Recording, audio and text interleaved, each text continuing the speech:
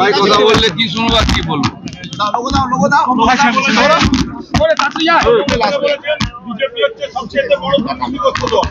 তো উনি কোর্টে যাচ্ছেন না কেন? ওনার ভাই ভাইপো ডান বাঁ সবাই কোর্টে জেলে চলে গেল, এসব মিথ্যা কথা বলছেন। কোর্টে যান, কোর্টের ভরসা নেই।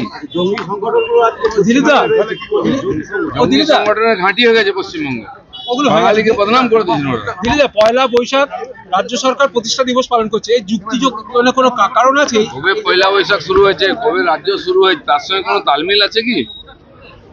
সব কাজই ওনাদের উল্টো, বিহার থেকে গুজরাট থেকে ক্যান্ডিডেট আনতে হচ্ছে, এই জন্যই বাঙালি ওনাদের সঙ্গে নাই। পয়লা বৈশাখের ইতিহাস কি, পশ্চিমবঙ্গের নির্মাণের ইতিহাস কি, তার সঙ্গে কিছুটা করে বলতে হবে। মা নেই বাপ নেই চলে যাচ্ছে। এভাবে বাঙালি সংস্কৃতিকে যারা বিকৃত করার চেষ্টা করছেন, মানুষ সেটা বেশি মানবে না। এটা কোনো রেকর্ড আছে কি এই দিনটা প্রতিষ্ঠা? সেটা তো ওনারাই বলতে পারেন কি রেকর্ড আছে না আছে। দুর্নীতির রেকর্ড এখানে আছে, আমরা জানি। রামের ছবি আঁকা হচ্ছে দেওয়ালে, সংক্রান্তি হয়ে যাবে, বিজেপির চৈত্র সংক্রান্তি হয়ে যাবে আজকের দিনে। পাগল হয়ে গেলে অনেকে অনেক কিছু বলে, আমরা এসব গুরুত্ব দিই না। বাংলার মানুষ পুরো বিসর্জন দেবে ওদেরকে এবারে।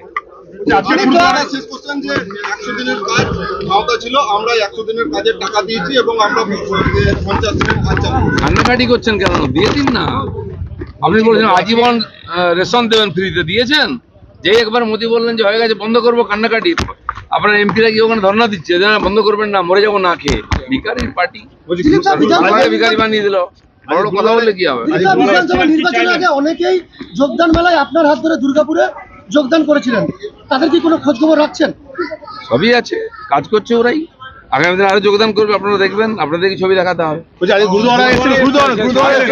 বৈশাখী খালসা পন্থের প্রতিষ্ঠা দিবস, এই গুরুদ্বারা এসেছিলাম প্রার্থনা করতে, আশীর্বাদ নিতে।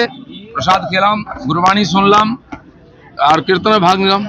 দাদা একটা শেষ করছেন, অধীর রঞ্জন চৌধুরীর পথ আটকে ছিল তৃণমূল, তারা বিক্ষোভ দেখিয়েছে, আজকে ব্যাপক উত্তেজনা চলেছে সেখানে। যাদেরকে ভয় পাচ্ছে নির্বাচনে হেরে যাওয়ার, তাই এখানেও ভয় দেখাচ্ছে ও বিরোধীদের ভয় দেখাচ্ছে টিএমসি। বোঝাই যাচ্ছে সাধারণ মানুষের উপর ভরসা নেই। তৃণমূলের